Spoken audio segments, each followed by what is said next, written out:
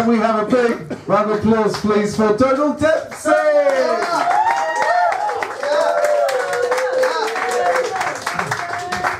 You are grounded. Love in the Asylum by Dylan Thomas. A stranger has come to share my room in the house not right in the head. A girl mad as birds, bolting the night of the door with her arm, her plume. Straight in the maze bed, she deludes the heaven-proof house with entering clouds. Yet she deludes with walking the nightmarish room at large as the dead, or rides the imagined oceans of the male wards. She has come possessed to amidst the delusive light through the bouncing wall, possessed by the skies. She sleeps in the narrow trough, yet she walks the dust, yet raves at will on the madhouse boards worn thin by my walking tears. And, taken by lights in her arms that long and dear last, I may without fail suffer the first vision that set fire to the stars. Thank you. One of the things that you will find if you enter the school as a supply teacher is they want to know your name, your full name, sir. They want to know how old you are. They want to know what football team you support. Are you married? How many kids have you got? What's your wife's name? What's your kid's name? All of that. So we only got as far as the age in this one. So this is called Now We Is 60. That's an A in the middle and it's Now We Is 6. A year 8 child inquires how old I be. I be just 60.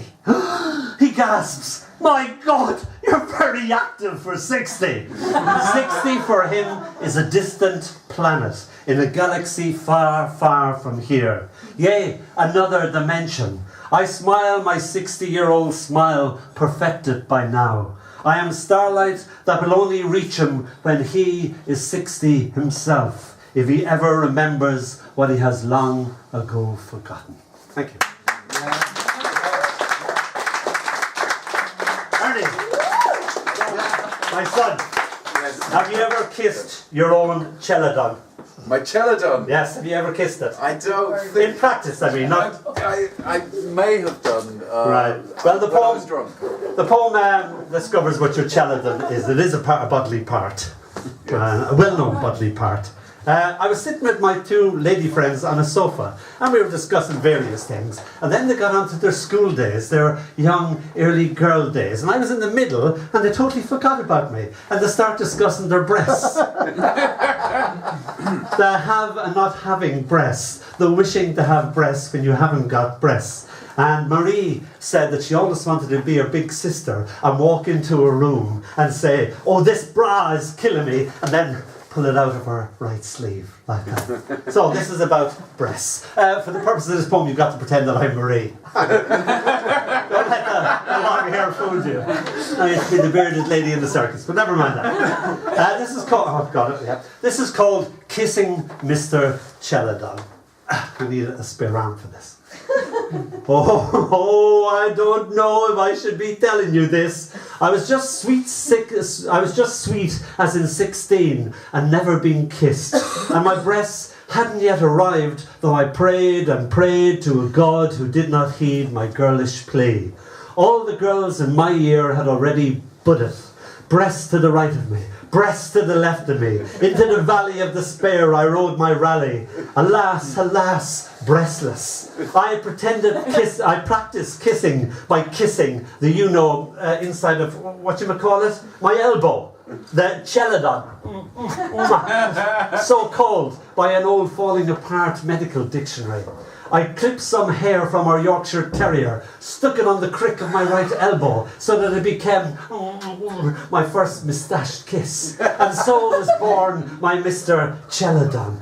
Pathetic, yes, I know, but the year after my bosom arrived with a suddenness and took my breath away.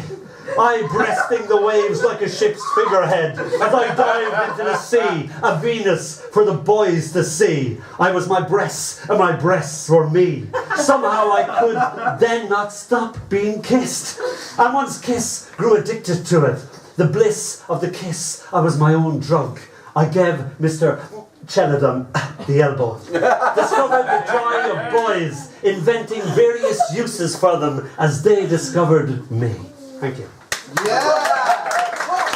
finally, you all know that moment when you're reading your first Dickens. For me, it was Great Expectations and seeing your first Jack B. Yeats painting in the flesh. And the two of these comes together. It's called The Nowhere and Everywhere of It All. Without a second glance, I stepped into the book. I have great expectations. Just popped in to be Pip yet again. I hide in the full stop at the page's end, nip in between the space between word and word. My mother's voice seeks me out. I leave just as Miss Havisham goes whoosh. Or I step surreptitiously into a Jack B. Yeats, becoming pigment, becoming paint. Here being blue, now being red. Thinking thick impasto thoughts, shape-shifting from horse to rider to sea. There is nothing I cannot be. Donald! Donald! Where have you been? Nowhere, I say, and sutta sutta voce. Everywhere. Everywhere. Thank you. Thank you. Donald Dempsey!